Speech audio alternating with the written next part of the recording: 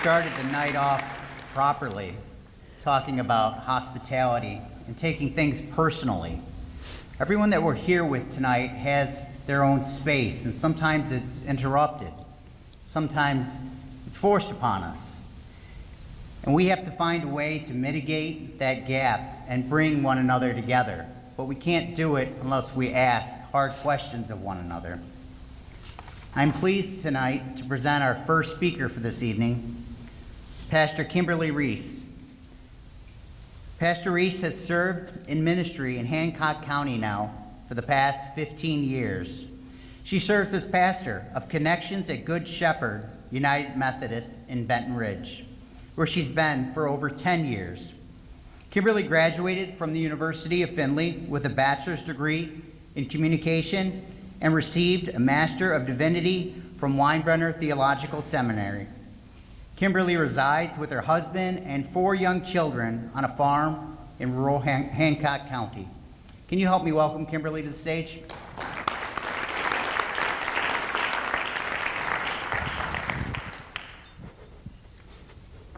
Thank you.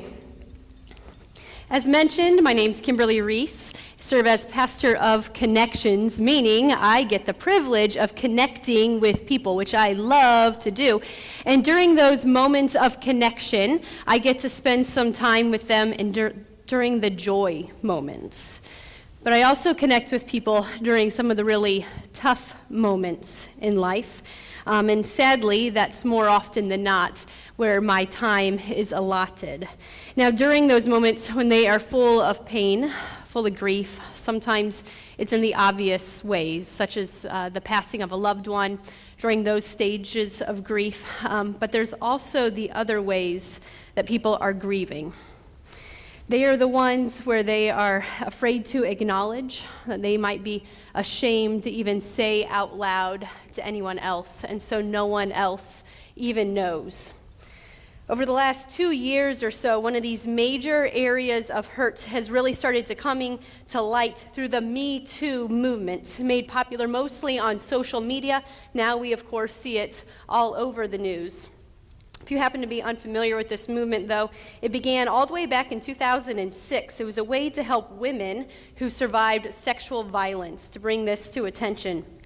Now, over the last 12 years, this movement has really picked up a lot of steam, though, and it's kind of morphed and adapted, and now it serves more as the slogan or the hashtag, if you will, to bring to light the number of individuals who have been victims of sexual harassment, sexual abuse, or just sexual misconduct in any manner. These allegations, as we know, have been pointed towards celebrities, politicians, professional athletes, media staff, along with the everyday citizen. I know a lot of people have been shocked, myself included, about the number of individuals, mostly women, not all, who have come forward through this movement, the Me Too movement, and declared themselves as victims. But when we start to look at the statistics, perhaps we really shouldn't be so surprised. According to the National Sexual Violence Resource Center, 1 in 5 women will be raped during her lifetime. 1 in 4 girls and 1 in 6 boys will be sexually abused before they turn 18 years old. 1 in 5 women are sexually assaulted while in college. And rape is the most underreported crime. More than 90% of sexual assault victims on college campuses do not report the assault. And of all sexual assaults, 63% never reported to police, and 88% of child sex abuse never reported to authorities. And these stats, they don't include any of the victims of stalking, sexual harassment, and all other means of sexual misconduct. Now, I'm guessing that you are similar to me. When you see those kind of stats, it breaks your heart, because we look around the room and we know we could count off, and we probably are, the stats.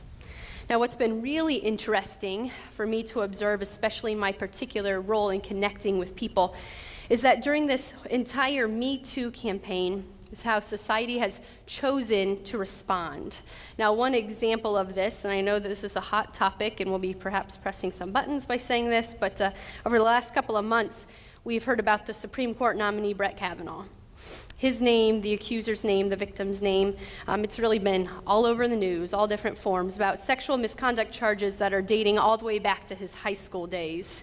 And from what I've seen, from what all of us have seen, this case is now turned into more of just a political divide and really just kind of a finger-pointing circus instead. Now, by bringing up this case, I am not looking for some kind of a political discussion by any means or to hear your opinion about how you think things should play out in that particular case, but instead I'd encourage you to keep this case in mind as an example, but to take a step back and wonder, why is it that in the cases of sexual hurts, we choose to play the blame game, or we choose to justify the situation, such as into politics? We find ourselves trying to make a sexual assault case line up with our theological beliefs instead, or our political views, or somehow we just try to justify away the tragedy of this situation and many others.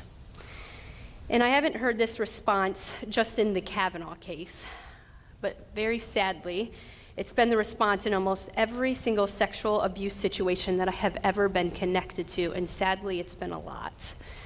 It breaks my heart that when meeting with someone who has shared about this really deep, hidden hurt that has come from derogatory words that have been spoken to them, from the sexual abuse that they have had in their past, that almost every single time they then experience a new layer of hurt once it is revealed, once it's brought to light about this abuse, because the people around them dismiss their pain. And why is it that we do this then?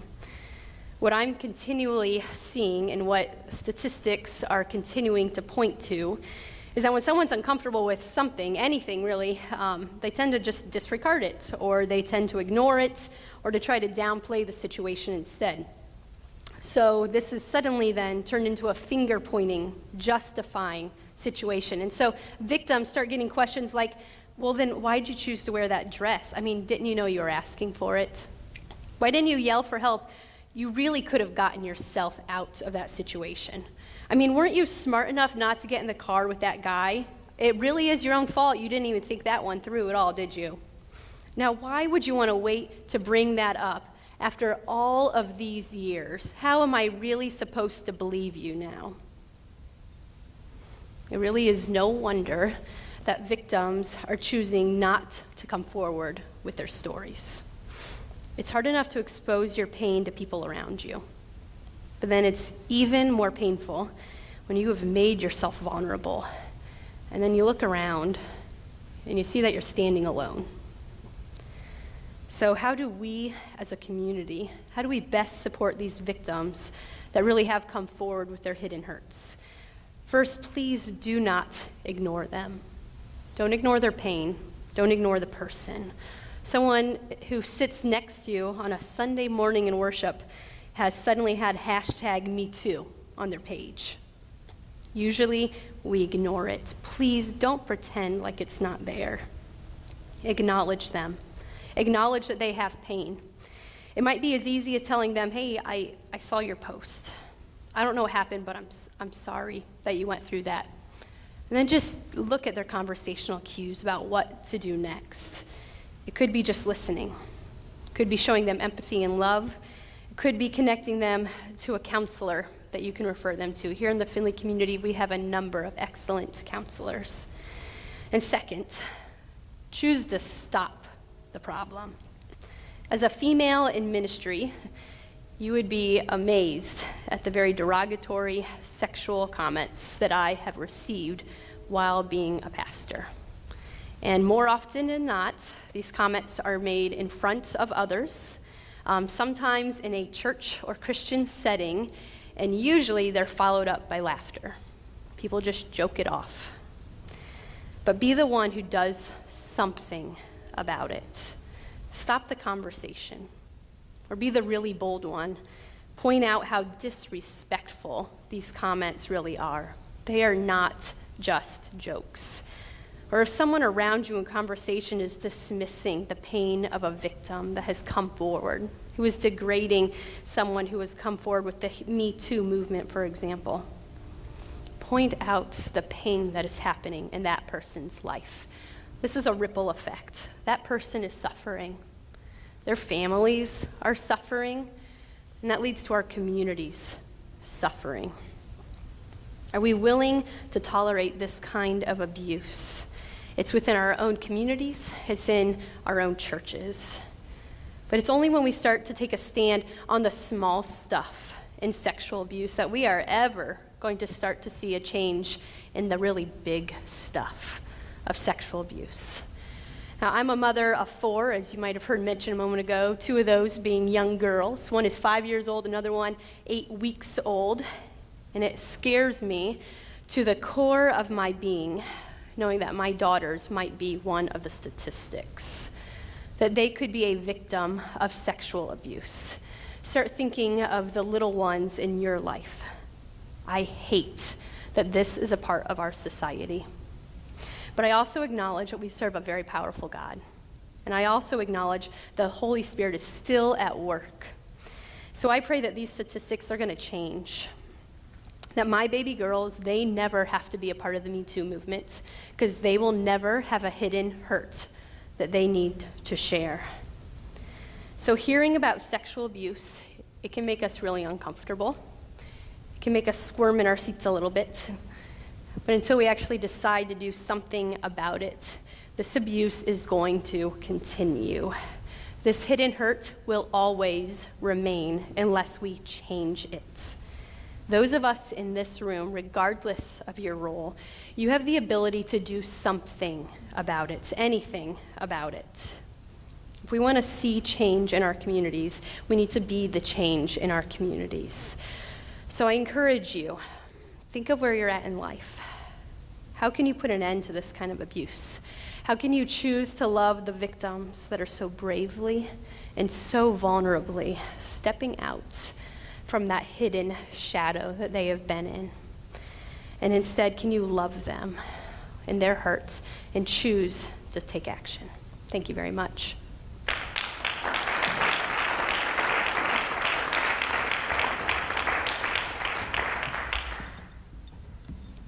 Pastor Reese, thank you so much for that conversation. And I'd like to encourage everyone in the room to think this does happen. I've got to tell you, and I shared this with Dr. Sleesman over the weekend, my son came home last Saturday from being at a friend's house and said, "Dad, I need to talk to you." And I sat down with him, and he said, "You know, my friend," and he told me her name. He said, "She came to me last night and told me she was sexually assaulted. My son's 15 years old. She's 15 as well." And I said, "Okay, well, what did you do?" And I thank God he did the right thing.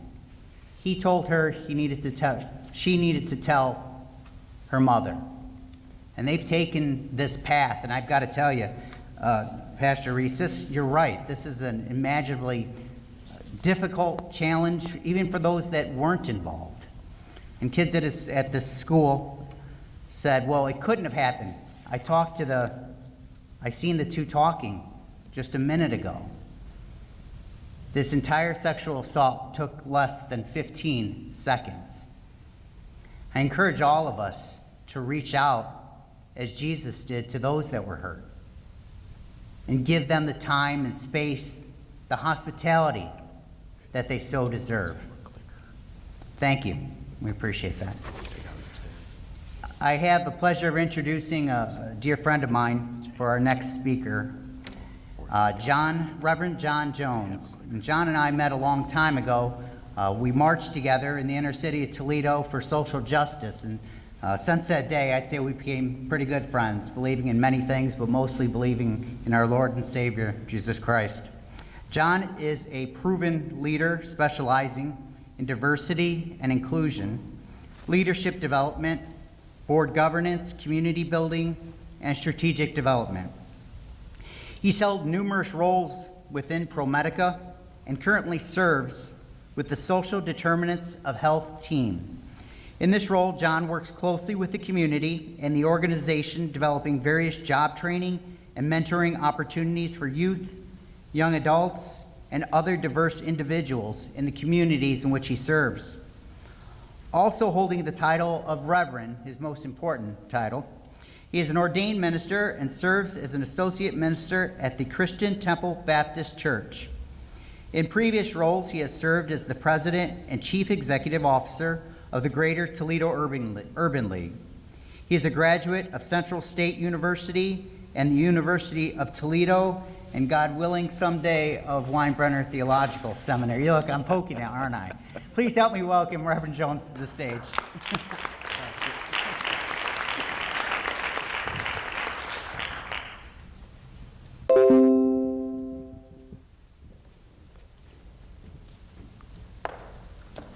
Good evening. Can you hear me? Yeah, okay, I guess so. I think they're going to move my slides for me as we talk through, or she's got one for me. So I'll just start to talking and she'll catch me as I keep it moving, all right? So it's really good to be with you tonight. And my job here is to talk a little bit about social determinants of health and how we maximize our collective impact as a community. And I think it is really critical in this day and age that we understand how we do that and why we should do that. And so hopefully tonight we'll be able to understand just a little bit more what that looks like. Wrong way. Sorry, I got it. Maybe not. There we go. There it is. So Matthew 25 says, "Then the king will say to those on the right, 'My Father has blessed you. Come and receive the kingdom that was prepared for you before the world was created. When I was hungry, you fed me. When I was thirsty, you gave me something to drink. When I was a stranger, you took me in. When I was naked, you clothed me. When I was sick, you took care of me. And when I was in prison, you visited me.' Then those that had pleased the Lord said unto him, 'When did we see you sick? Or when did we see you hungry? Or when did we see you thirsty? Or when did we see you as a stranger and welcome you in? When did we see you in prison and come and visit you?' And the king will say, 'When you did it to those who were the most unimportant or seemed the most unimportant amongst you, you did it unto me.'" Dr. Martin Luther King asked the question, "What are you doing for others?" He says life's most persistent question is, what are you doing for others?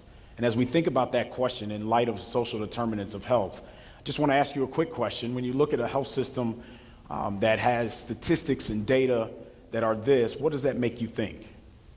It's a pretty big system, 500 sites, 30 state presence.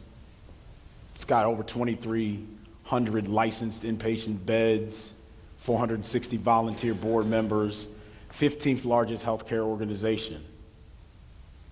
When you look at a community that has data or statistics like this, what do you think about that community? Rated 99 out of 100 on the Gallup Wellbeing Index. 36% of low-income families are concerned about having enough food to eat. There's a large race disparity in infant mortality and other key social issues. 29% of children are living in poverty. You would probably say that's not a super great community. But what if that health system sat in the middle of that community?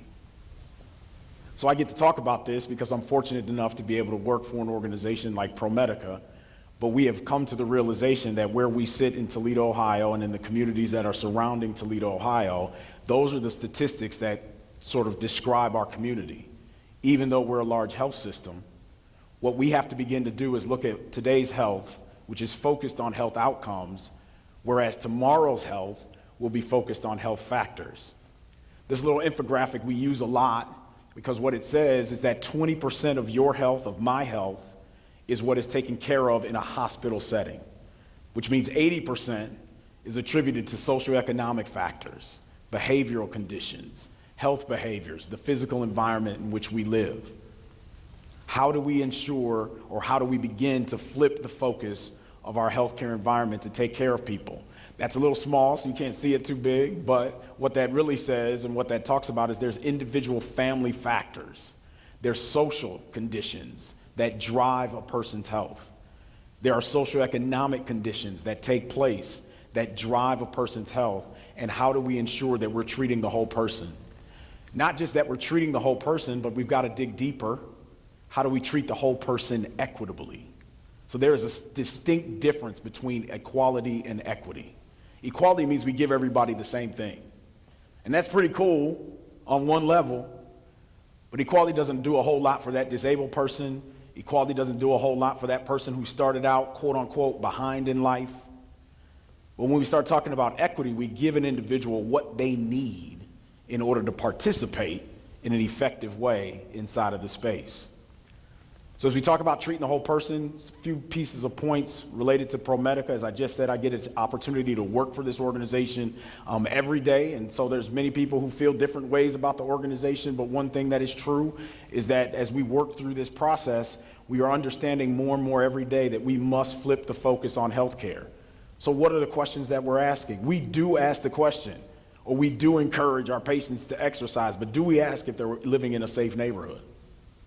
We ask the question about a child's growth, but do we look for signs of toxic stress like lead and other things?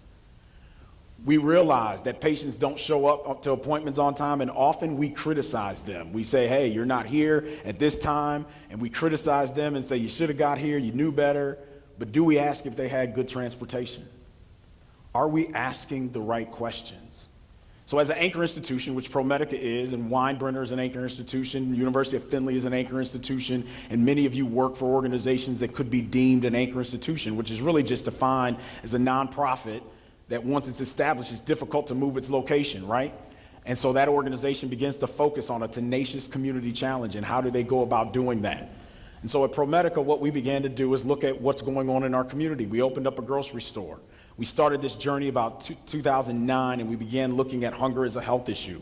We popped up a grocery store about 3 years ago. Yeah, a hospital running a grocery market, right? Doesn't make a whole lot of sense, but what we learned is that the individuals coming in the door are living in a food desert. How do we ensure that they have healthy food that they can eat that keeps them out of our ER, that keeps them out of our doctor's offices, that is preventative in helping them get there? We didn't just stop there. We opened up the second floor, and we created what we call, or what is called, a Financial Opportunity Center. It's based on an Annie E. Casey Foundation model, and it focuses on financial debt counseling and making sure that individuals know how to use their money. In 2017 alone, we helped 85 people find new employment.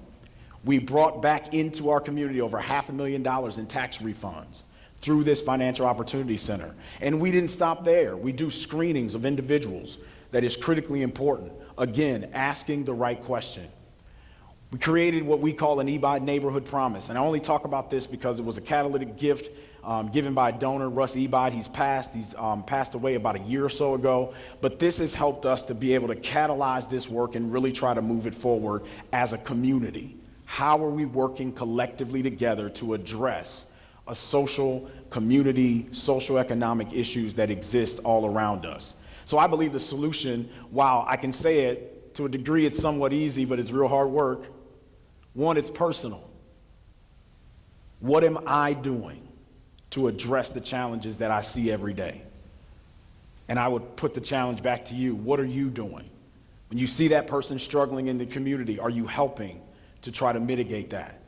What are we doing as organizations? We work for organizations, and what are we doing to ensure that our organization is moving in the direction to help the least of those that are amongst us?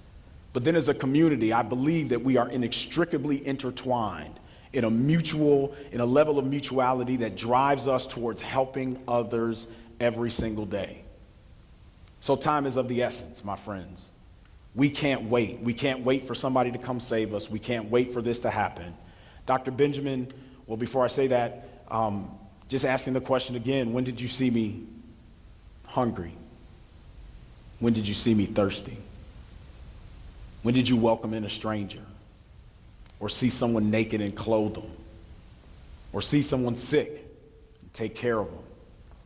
Or see someone in prison and go visit them? Time is of the essence. Dr. Benjamin Elijah Mays says, I have only just 1 minute, only 60 seconds in it. Forced upon me, can't refuse it, didn't seek it, didn't choose it, but it's up to me to use it. I must suffer if I lose it, give an account if I abuse it. One tiny little minute, but eternity is in it. Thank you.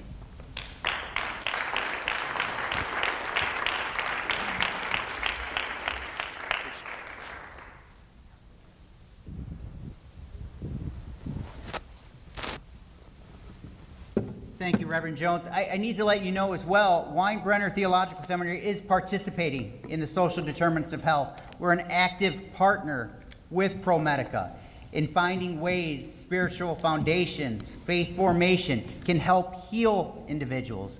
We're working with about 40 to 50 other pastors in the region to show ways we can help cure the world as well.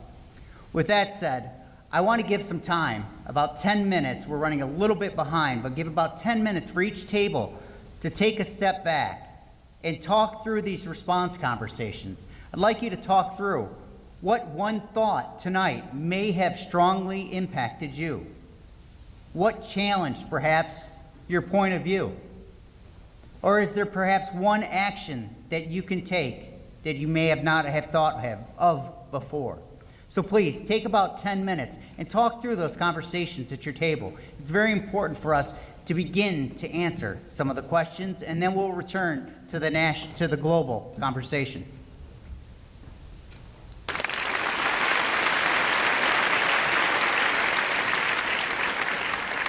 Well, welcome back. We are so glad to invite you back into this portion of the program. I hope these last couple of talks and the time you had to talk with the people that you're around was inspiring, encouraging. I hope you laughed a little bit. I hope you're just enjoying just sitting in a room and getting to have these kinds of substantive conversations. There's not many places where this happens anymore, and tonight is one of those nights where we want that to happen for you.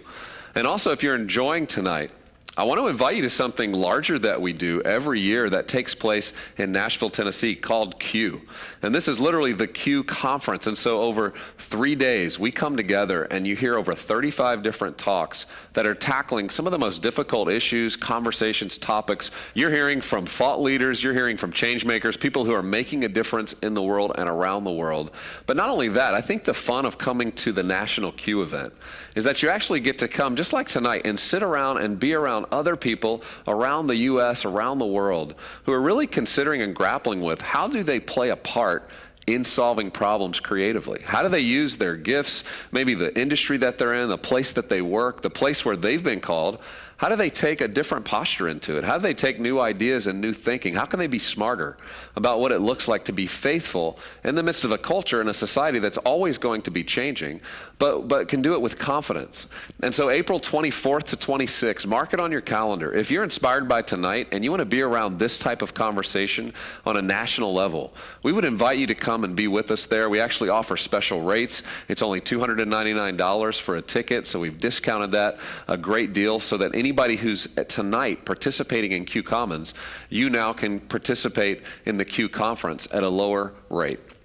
Now, as we continue forward, you're about to hear two talks, and the talks that you're going to hear from us tonight are just going to be a great way to just keep the story moving forward. In our next conversation, I'm going to get the privilege of interviewing someone who's an amazing leader, recognized around the globe as one of the most innovative and creative leaders, who's actually radically changed the way nonprofit organizations operate around the world. His name is Scott Harrison. He founded something called Charity Water. And what's exciting about Scott and his mission in the world is over the last 12 years, they've raised over $300 million. And it's literally affected 8.4 million people's lives by now them having clean drinking water. Well, you might wonder, well, how did this story start? How did this begin? How did it happen? Well, there's many stories published on Scott and his life, from Forbes to the New York Times, Wall Street Journal. A lot of people have told Scott's story, but today we're excited. In the last few weeks, he went public with this story, and he put it in his own words.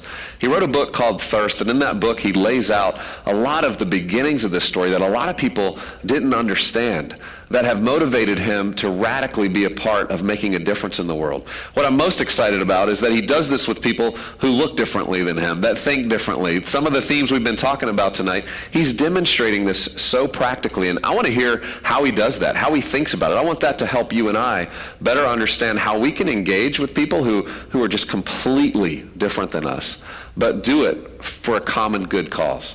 And so will you join me in welcoming Scott Harrison?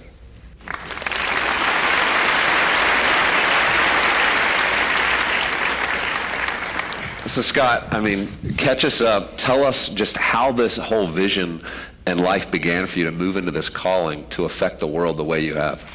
Yeah, it's an unlikely story. Maybe started out as that cliche Christian kid growing up in the church, playing piano in Sunday school, taking care of a mom who was sick. And then at 18, I just went nuts. I mean, I lost the plot. I completely rebelled. I moved to New York City. I grew my hair to my shoulders, and I wanted to pursue sex, drugs, and rock and roll. I wanted to become a nightclub promoter. I wanted to become the king of New York City nightlife. And over the next 10 years, I traveled very far from that foundation of faith or morality, working at 40 different nightclubs, selling $20 vodka sodas to people who would line up outside to get in.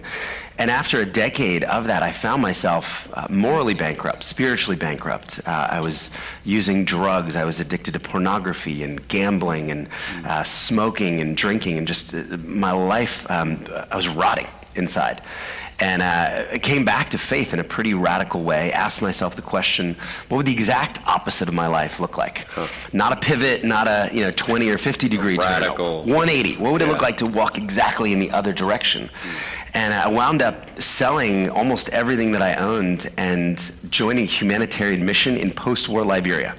And I spent 2 years there with an amazing team of volunteer doctors and surgeons, and I came across the water crisis. I saw kids drinking dirty water for the first time in my life. And I'd been selling bottles of water in nightclubs for $10. Yeah. People who wouldn't even open the water. Wow. And it was just, I had to do something about it. Living there for almost 2 years, seeing the extreme poverty caused by bad water, I came home on a mission to try to end this problem in my lifetime. Well, and I've always loved this about your story. And for those who are watching now and you're thinking, man, I know somebody who's in the kind of life journey that you were in your earlier life that's seen radical transformation. It's encouraging, it brings hope. But as you moved into this, I remember one of the first meetings we had was at a Sundance Film Festival many years ago. 12 years and ago, you were selling bottles of water for $20. Yeah. So you doubled the price from what you were selling them in the clubs. And that was your way to begin raising money to start helping people get water. Why did you choose water? Water, if you really think about what your life might be like if you didn't have clean water, everything would change. And the problem is a massive human problem. So 1 out of every 10 people alive on the planet right now is drinking bad water. It's 660 million people, and those numbers are hard to process. We almost numb out when we hear a statistic that big. So for the last 12 years now, I've been able to meet some of these people. I've lived in villages where 13-year-old girls have hung themselves because they spilled water after an 8-hour walk, and they just didn't want to go back anymore. I've seen women attacked by hyenas, raped on the way to these water sources. It's a terrible problem.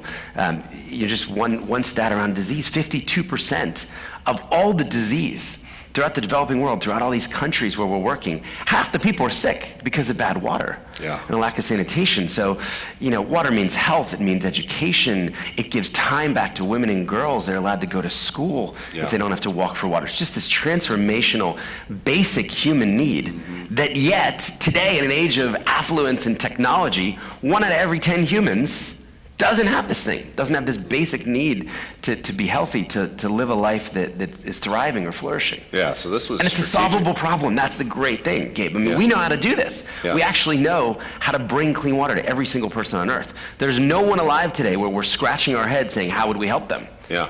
We haven't done it yet. We haven't created the will and the resources and the energy to fully solve the problem, but we know how to do it. What are some of the ways you do it? When you show up in places where they don't have clean water, what are the ways? Is it wells? Is it multiple It's a bunch ways? of things. Yeah, there's no silver bullet. There's no one size fits all solution, but we've used 13 different technologies now, from digging or drilling wells to building rainwater harvesting systems to capping mountain springs to biosand filters to carbon UV. If you're solution agnostic, you can help every single person. Well, and that's what I love is you saw this problem and you started to invite a lot of people in to help you solve this problem, which is why maybe there's 13 technologies now, and you're working with some of the most innovative people in Silicon Valley and beyond to help solve these problems, and they're all getting on board. And what I've found so fascinating and inspiring, and especially tonight as we're talking about this idea of working together with people who might be different than us, that's the story of your organization. You go into these communities and you start from scratch. You start with tribal leaders sometimes it's the community leaders, and you're actually learning how to work with people who are completely different than you, believe differently than you maybe actually hate what you believe. Yeah. And yet together, you're solving problems. How does that work? Well, that's been the beauty. I mean, when you have an issue like clean drinking water for the planet, right, for everyone on Earth, people can come together of disparate faiths, of disparate political views, and say, I can actually agree about that. I mean, kids should have clean water to drink. Humans should have clean water to drink. And it's allowed us now to invite in over 1 million people from over 100 countries to say, I can do something about this. I actually can solve this problem.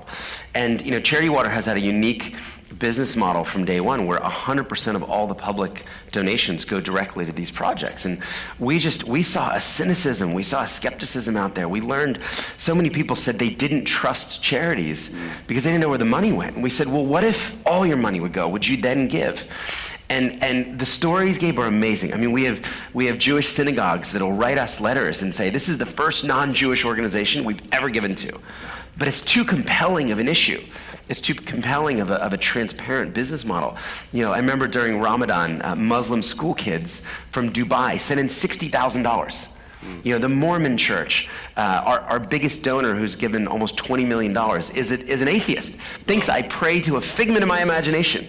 You know, but when I started this, I just thought, if we're going to solve a problem this big, why should you have to believe what I believe? To work at the organization, or to give to the organization, or volunteer. You know, why should you have to do what I do on a Sunday? You know, this is bigger than that. We can invite everybody to bring the best of themselves, to bring their time, their talent, their passion, their empathy to this problem, and build a very, very big tent. And that's allowed me to kind of keep I get to live out my theology or my faith through the work. But there's a separation. You know, maybe 5 or 10% of the people at Charity Water might do what I do on a Sunday. And I celebrate that.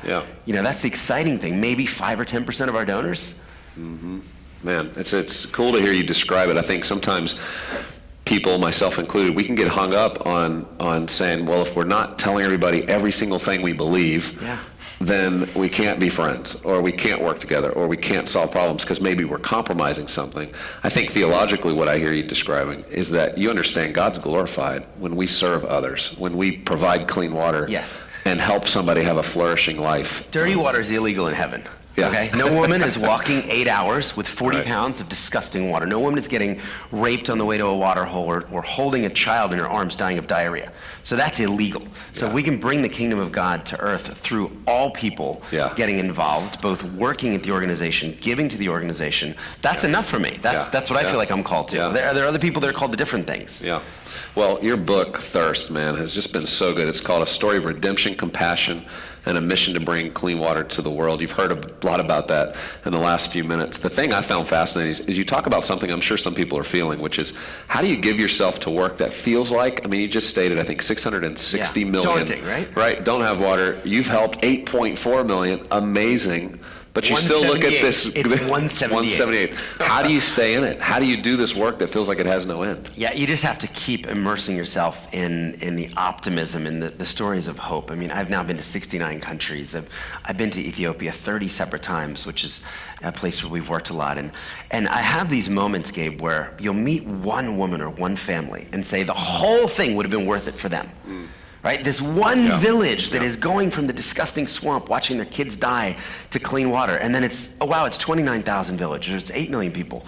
So, you know, I love this phrase, do not be afraid of work that has no end. And I believe if your work is ending needless suffering, if it's bringing the best of yourself to help others, then it is an endless work. And I think that's okay. Embrace that.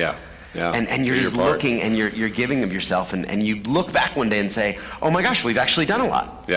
Well, I know tonight we're all inspired by your story, and I hope it plants seeds in the imagination of everybody involved tonight, and just thinking about what's the one thing you can do, not be overwhelmed by the massive nature of the problem, but to just take that next step forward and use your gifts. You used your gifts early on.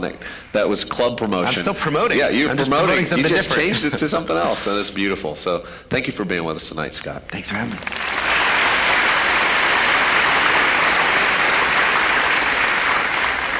Well, I knew when you heard Scott describe the crisis that he's been working on like me, you have to feel that burden of, man, how can we participate? And we never want to present you with a problem and not offer you a way to really get involved, tangibly make a difference in the moment. We all just heard how Scott described this water crisis, how difficult it is, how hard it is for people who are walking many miles every single day to just retrieve water, and how this problem's really solvable. Our partners, World Vision, who work all around the world, they have over 40,000 people who are working to solve problems in communities everywhere. I mean, literally everywhere you could imagine. They're there, they're on the ground, they're solving these kinds of physical problems. And we wanted to give you a way to actually respond immediately and be a part of the solution. Did you know that for only $50 you can actually solve this problem for an individual? You can actually give a child clean water. It contributes to the technologies that will help them have this in their community. And so our partners, World Vision, created a special day. It's called the World Vision Global 6K. And on May 4th, 2019, I'm inviting you to participate with me and be a part of this 6K. It's actually not a race. It's one of those things, if you can't run or jog, you can actually walk. You can be a part of this with your family. It's a day where we actually together walk a bit of a distance so that we experience what is it like to live in their shoes, to understand daily what that would be like, to have to walk a distance to retrieve clean water for yourself or for your family. So in partnering with World Vision, what we've done is we've created a way that you can participate and you can make that decision today. I want you to get your phone out and I want you to let us know that you're interested in participating and being a part of this solution. And part of what we're going to do is when you text us and let us know your information, that this is something that you want to be a part of that tonight, you're making that commitment, World Vision is going to actually send you some gifts for that $50 donation. And what they're going to do is send you a t-shirt, they're going to send you actually a race bib. Now again, I said you don't have to race, you can walk, but they're going to send you that bib, and it's going to actually have a picture of the child that your $50 is going to support and to help retrieve and have access to clean drinking water. So it's a really exciting moment. It's an exciting way that you can make a difference on the problems that we're hearing about even tonight. So here's what I want you to do. Take your phone. I want you to text the words QC 2018. So the initials for QCommons, QC 2018, and I want you to text it to the number 44888. That's 44888. And just text us right now. Just let us know, I'm interested in being a part of the solution to the problems I just heard about. And again, invite your kids, invite your family. And here's what's fun, is you're actually going to do this in community. So you don't have to do this alone. You can actually join together with many others who are sitting there in the room with you tonight and be a part of this together. Now, if you find you're the only one in your community tonight that really cared enough to say, I want to do this, I want to solve this problem, I want to make this $50 contribution and be a part of this event on May 4th, then there's a way that you can still participate. World Vision will still come alongside and they'll actually help you do this walk. You can post about it on social media. It'll be a great way for other people to gain knowledge about this crisis and, more importantly, to know that they can be a part of the solution. This next talk, our final talk of the broadcast this evening, is coming from somebody that I just can't wait for you to meet. Have you ever met Bob Goff? Have you ever heard Bob Goff? I mean, Bob's the kind of person that's a character. He inspires you because you just see the life that he's living is so radically different than how most people think and live. And in the following talk, he's going to share with us how he thinks that way. What is it behind it that allows him to see other people in this unique way that many of us just sort of pass them by? But it's become quite normal for Bob to look people in the eye, people who think differently than him, look differently than him, and actually become friends, figure out ways to serve them in the most creative of ways.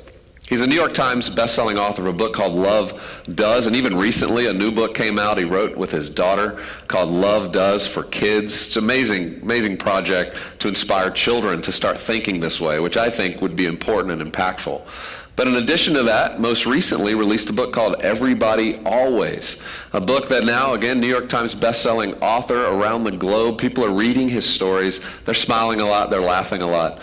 He's someone who actually in his previous books has given out his cell phone number and invited anyone to call him, to just pick up the phone and call him anytime they want. And people literally do that. We were just talking about some of those stories of the kinds of people who just call him randomly. And he welcomes those calls because he sees that as an intersection that was meant to happen. And so would you join me in welcoming to the QCommons stage, Bob Goff.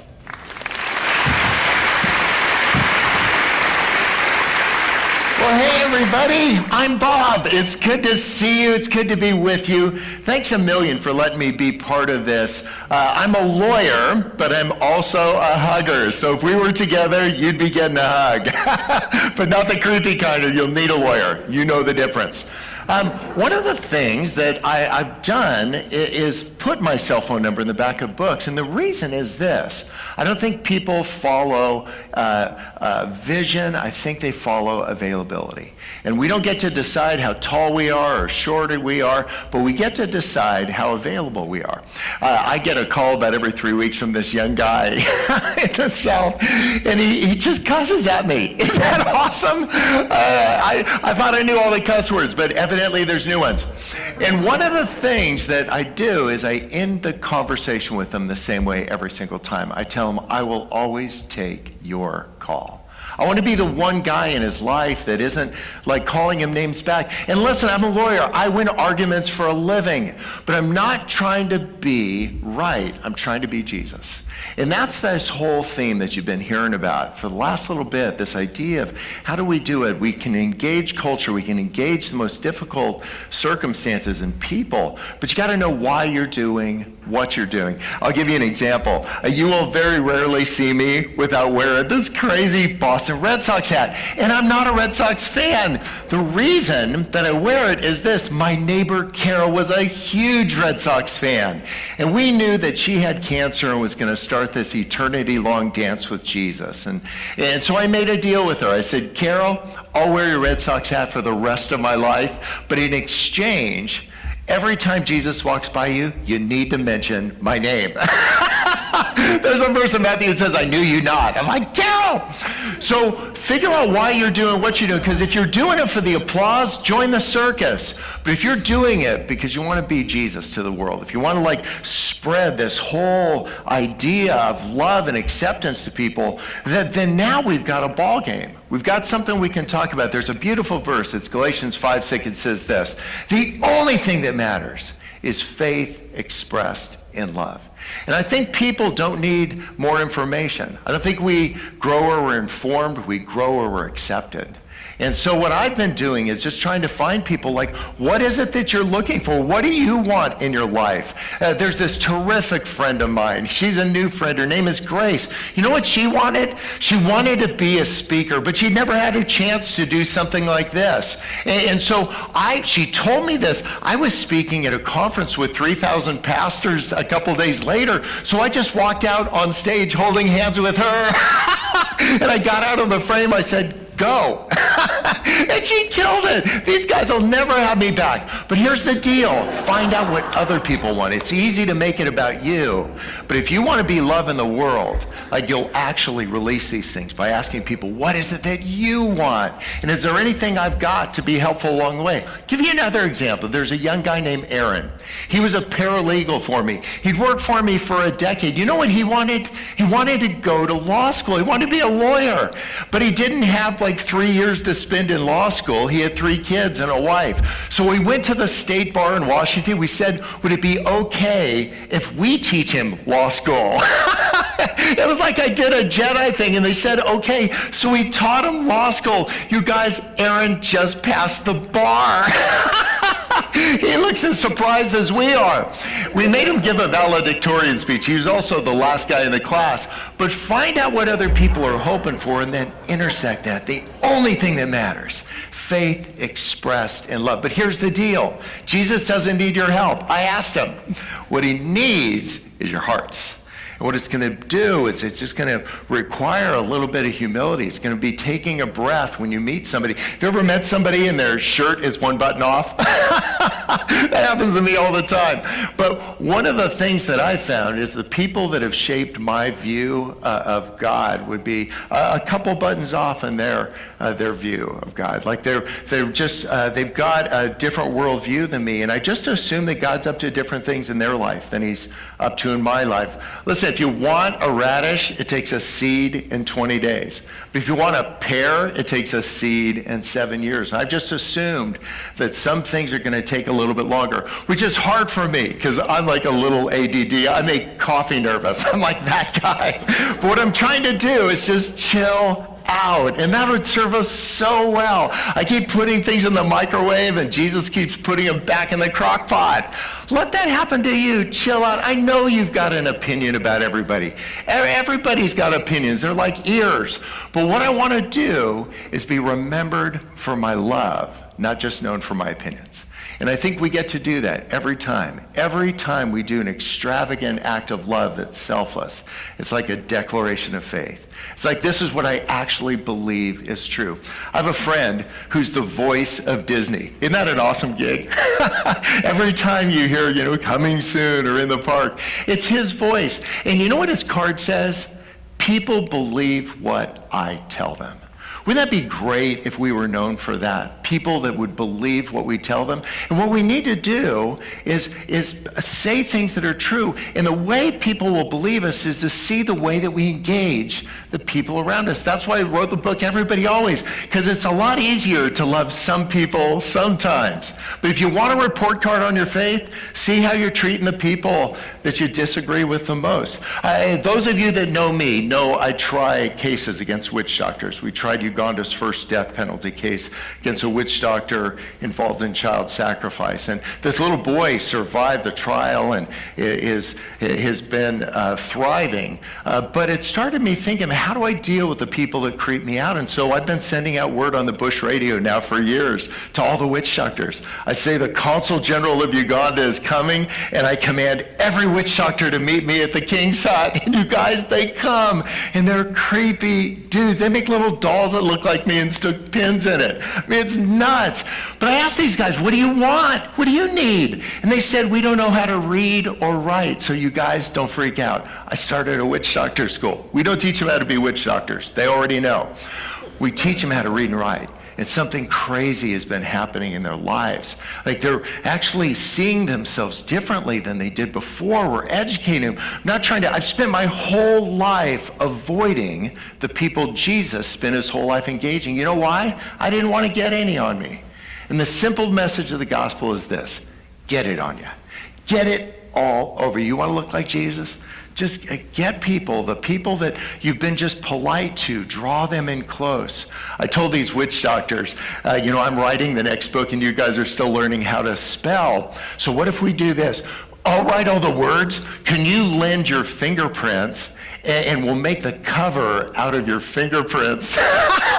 Pretty creepy, huh? So they've all put their fingerprints on this. And when it hit the New York Times, I called up, I said, you guys, we hit the New York Times. And the whole room went up for grabs. And then it settled down. They said, what's the New York Times? I'm like, don't worry about it. But here's the deal. Who is it that you've been avoiding? What can you do? Who's messed up? Like, who's failed you? Engage them with love. I'm going to close with this. I have a mailman on our block, and he's actually really lousy at it. He's just not a detail guy. He just gives all the mail to everybody. All of our neighbors meet each other in the middle of the street at 5 every day, and we just have like, this is yours, this is yours. One of my neighbors is getting audited. I'm like, this is for you. Like, pay your bills. But Art told us after years of bad mail delivery, he was going to retire. I'm like, thank you, Jesus. And so I thought, what if we have a parade for him? We don't think this idea of loving your neighbor is a metaphor for something else. We actually think it means to love him. And so we had this parade. We got a convertible. We put 1,000 envelopes in the back. We said, Art, just do what you do every day. Just give them to everybody. 800 people turned out to let him know, you're a lousy mailman, but you're a great guy. Art was so moved by this. He called me the next day, said, Bob, I'm coming out of retirement. I'm like, no! You guys love everybody always. So long.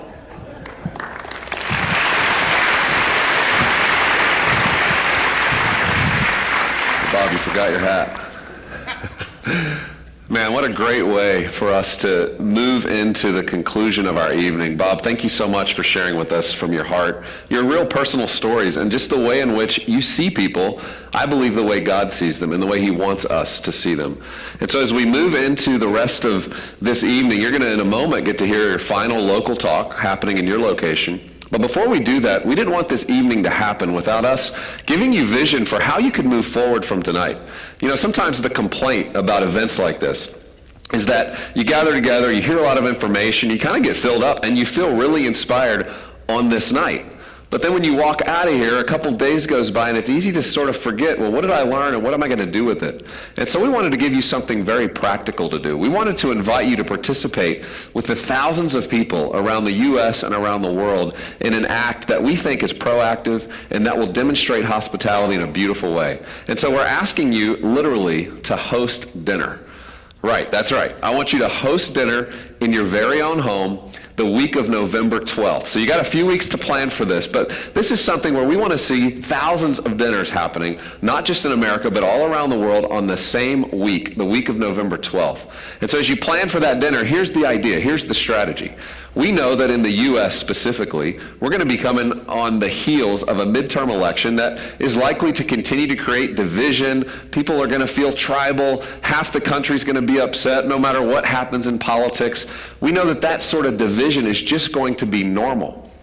But what if we as Christians, what if we as people who really care about our communities said we actually want to be proactive? We're going to take a proactive step and actually invite our friends, our neighbors, maybe some colleagues from work to come just sit at our table, to be a part of a real conversation around how can we actually rise above this. And the way we're going to do it that night is we're going to provide you with a 9-minute talk. Not one that you've heard here, but a new 9-minute talk by Michael Weir, somebody who worked in the White House, who's written a lot on theology and politics. He's a believer himself who essentially says, look, we need to rise above this. We're not just about a political party. Our role is so much bigger, and it's not that politics aren't involved in our lives, but if we as Christians understand the kingdom of God being something much bigger that's trying to come into this world, we'll actually right-size kind of where we put our political beliefs and how much those are a part of what we demonstrate to the world. And on that particular night, what we want you to do is watch this in community with a few other friends.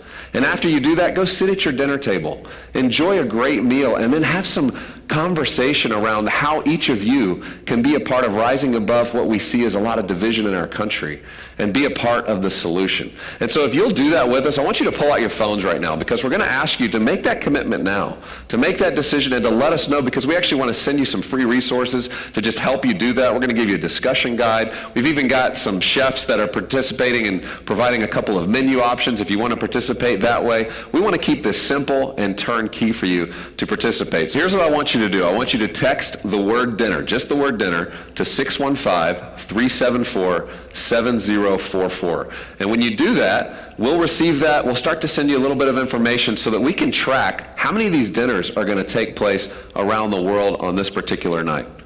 We're so excited that you've been a part of this evening, and at Q, we want to continue to encourage you. We want to be a part of your learning, a part of your life that just helps inspire you to think well, to stay curious about the world and about all these different topics and issues that all of us deal with on a daily basis. One way you can do that is you can listen to our Q podcast, which you can find anywhere you listen to your podcast just by the name Q Podcast. You can also follow us on social media at Q Ideas. And more than anything, we just want you to know we're here to support you, to equip you, to participate in the life of you, your family, your kids, your spouse, your friends at work, around some of the most difficult conversations and issues that we feel people of faith are facing and needing to be smart about. And so we hope we can be that resource for you, and we hope tonight has been a great encouragement to you as you continue on. So I want to send this back to our local host as you finish out your evening.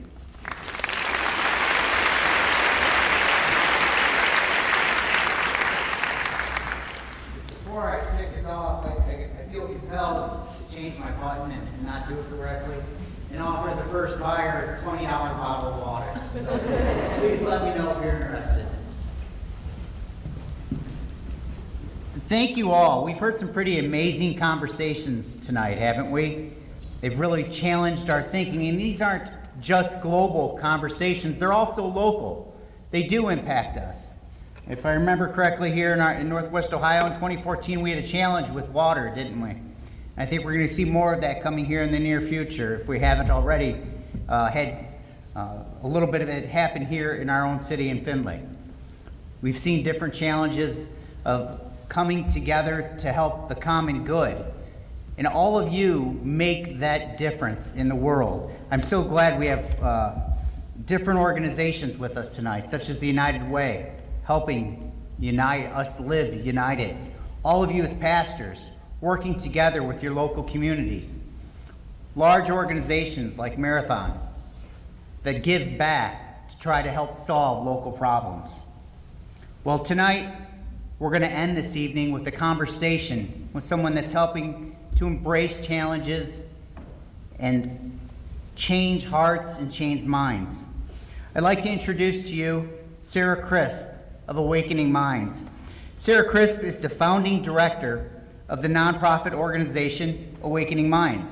The organization was created in 2009 in Findlay after Sarah saw the need in the community for therapeutic programming with no restrictions to children and adults with special needs. Sarah holds a bachelor's degree in psychology from the University of Findlay and an earned certificate of competence from the Professional Crises Management Association.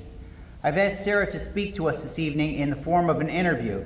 So Dr. Sleesman is going to join her on the stage, and we're going to cover a few topics before we break for the evening. Would you please join us? Thank you.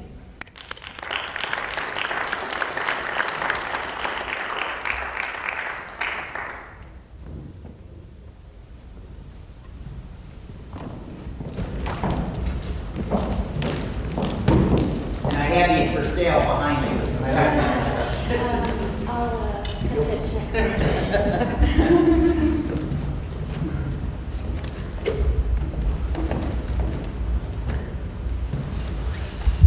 Sarah, thank you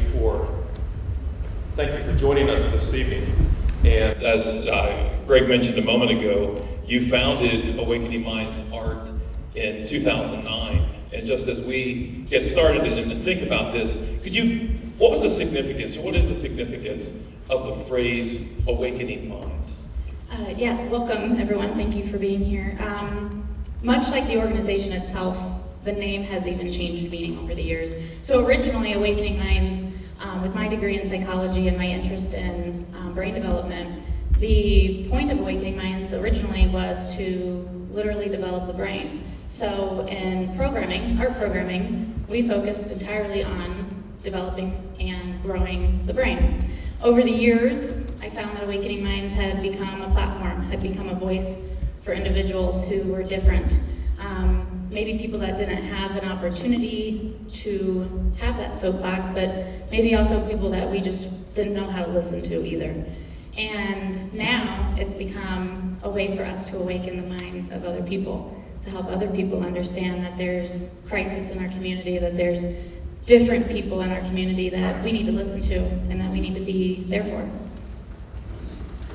Thank you. And as you think about the speakers tonight, and you use the phrase having a platform, giving a voice, as you think about the speakers, both local and the global, what do you think is something based upon your life and experience that as an audience gathered, we need to hear?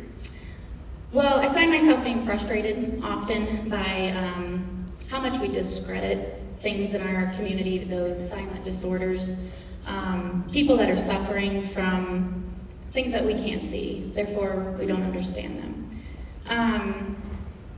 I find that we don't treat them as equals. I know that was something that was mentioned earlier. They're different, so we dismiss them. I ask you to think about a pet. Maybe it's your pet, maybe it's your neighbor's pet or a family pet that maybe was adopted from the shelter, or someone adopted a pet.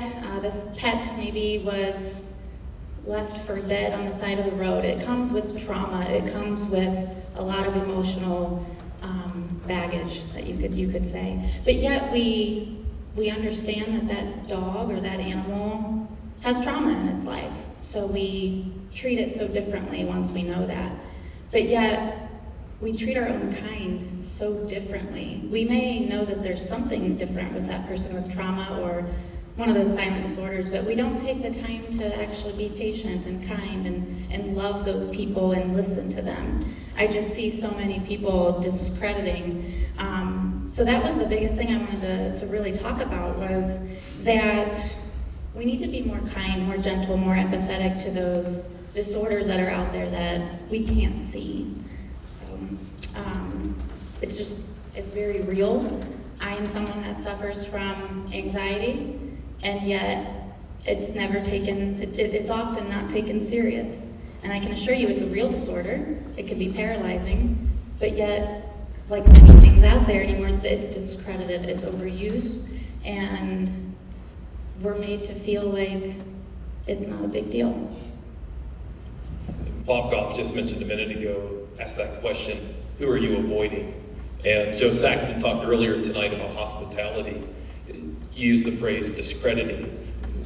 What do you think it is? Go into that a little more in detail. Why isn't society as accepting, or why are we prone to discredit certain segments of people, and then other times we accept others? Right, I think a big part of this one is you can't see it. So I've talked about that. You know, it's not cancer where you can see the person, just their health failing before your eyes. It's not something that there's no label on someone's forehead. Hey, I have depression. Hey, I have anxiety. I have OCD. I have ADD. I mean, we all laughed when the joke was made earlier. I have ADD. Oh, that's funny. Does he? Does it affect his everyday life? Is it paralyzing to him?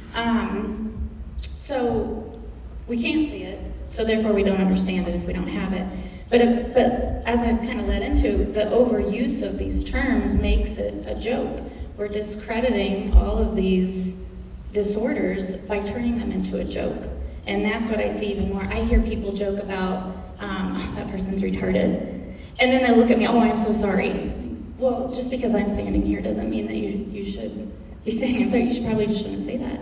And they always say, oh, he's ridiculous. He obviously has autism. Or the joke of, I have ADD, I can't pay attention. I have OCD, I hear that joke a lot. Oh, I'm so OCD, I have to do it this way. With a psychology background and fully understanding what OCD is, I can assure you that person who's joking about it doesn't. If it's that funny to you, and you can make jokes about it. I mean, like I said, it's just becoming, everything's becoming so discredited these days. Just think the things that we tend to find funny or don't think about, we actually may be doing not only a disservice, but disrespecting folks that need us to speak up on their behalf. Right, exactly. Yep. So knowing that tonight's theme, the power of we, everybody here is busy, and everybody at some point has probably looked at their watch and they think about, okay, what are we going to do? When can we get home? You know, and so on. Knowing that we're a busy society, and that's not commentary, it's just a reality. If you had to narrow down to one or two things that we could walk away and think about, okay, in response to your position and your life experience and what you're thinking, what might be one or two specific things that we could take with us and consider, can I incorporate this into my life? Well, we're all here because we want to be challenged, right? So I actually have 5 things for you, not 2. Live your life like a bumper sticker. So how many of us read those bumper stickers, the slogans, the sayings, the walk a mile in their shoes, the golden rule, what would Jesus do? Think about all those things that you see all the time, but what are we doing to actually live that? Live your life like a bumper sticker. Think of those sayings and actually live it, do it. Don't just read it, do it. Everyone has a story, so stop and think about what that story might be. 2, I encourage you to take the time to listen. One thing that I see so often is that if you don't understand what's going on in someone's life, it's everything about what they're trying to describe to you gets dismissed. Listen, validate their feelings, care. It doesn't have to make sense to you. Just be there and listen. Without doing things that make someone feel loved and accepted, these people are, well, they're feeling devalued and unaccepted, and no human should ever have to feel that way. And just because that we're not on the side of the road, disheveled, missing hair, our teeth, I'm talking about an abandoned dog, just because we don't look like that doesn't mean that we don't deserve the same compassion that we're so willing to give to an obviously damaged animal. Why aren't we giving that same respect to our own kind? The other thing is Well, did you know, I'm reading my notes, I hate talking from cards. Suicide is the 10th leading cause of death in America. And when we stop and think about why people might commit suicide, it's often from depression. So how many times can we stop that from happening just by listening and validating feelings and talking with someone? So my third thing here for you tonight is to build and be a part of a support system and a network. Advocate for people. Take the time to educate yourself and understand that everyone has a story. The fourth thing is stop that negative chatter and bullying. I see so much bullying in adults. I sometimes think there's more bullying in adults than there are in children these days. So stop it. Stop the gossip, stop the bullying, stop the chatter that is unnecessary. Be that person that's willing to have that voice and stop. And 5, create an environment of acceptance. That's something that I find so passionate in my life today, and that's what Awakening Minds is an environment of acceptance. Make it okay for someone to feel like they can come and talk to you and feel like they can talk about their struggles. So, just 5 things. That's the best list of 2 things I've ever heard. That's it too. Last year for school, our oldest daughter had an assignment in which she had to select someone to write an essay about someone who inspired her. And she came with the assignment, and she had written it about you. And I know you've read that. And the reason for that wasn't because of our friendship or connection, but she sees someone, and for herself, a female, who's overcome, as you've shared in other venues, your own challenges to start a business and really be a voice. And the thing that really struck our daughter was just being a voice and giving voice for those and speaking on behalf of those at times who are overlooked, marginalized, and don't have their own platform. So thank you for speaking up. Thank you for being a part tonight. And we think about that theme of the power of we. It takes folks who are willing to see a need and address it. So thank you for joining us tonight. Thank you, guys.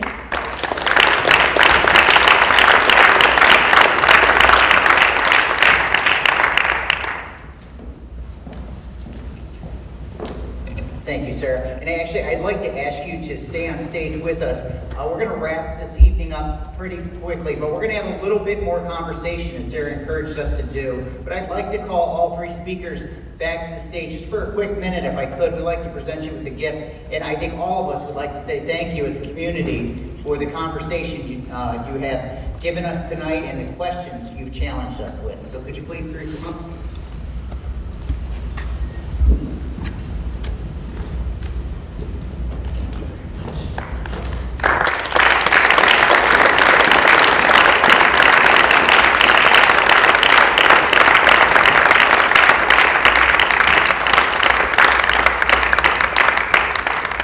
Just last round of applause for our speakers. Thank you.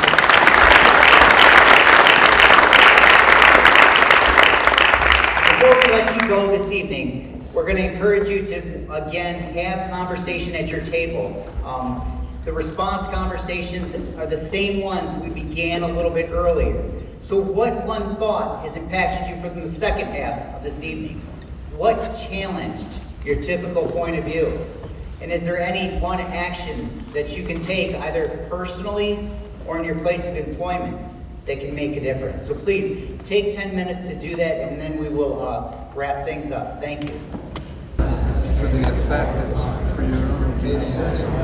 As we begin to wrap up the conversations at your table, I'd encourage you to please take a look at the screen in front of you. We'd ask that everyone here please log on to this website and take a quick survey regarding tonight's event. This helps us to keep this programming going here in Findlay. As we mentioned, this is occurring globally, from Berlin to Manchester, here in the United States, from New Orleans to Boston, New York, and yes, here in Findlay, Ohio. Your responses help us determine how we can make this programming better for you next year. So please complete that survey, and we'd like to thank you all again for coming this evening and challenging yourself with new questions, new thoughts, and new possibilities. Thank you all for coming tonight, and have a wonderful and blessed evening.